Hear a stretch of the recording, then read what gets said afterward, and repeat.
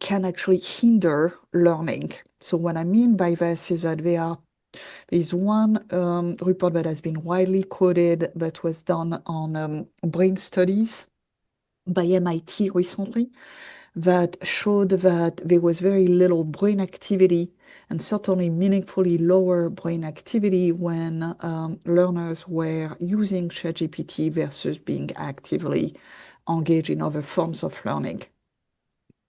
However, the back end of the report was also showing that when a learner has been asked to tackle a particular problem, and then when they use a tool subsequent to having thought on their own about that particular problem, then their brain activity is actually quite high. So there is a big question that this report raised, which is when is it the optimal timing to introduce this technology with learners? Okay.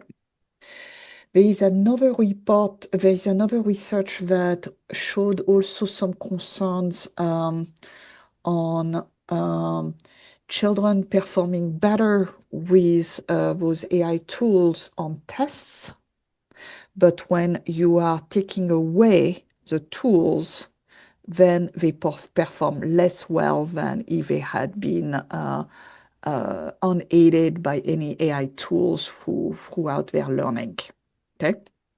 Which would suggest that AI is more a clutch or has a clutch, what people call a clutch effect, which is a little bit like when you have a clutch when you have had a physical accident and your muscles get atrophied after walking with a clutch. So that particular effect may be appearing in learning.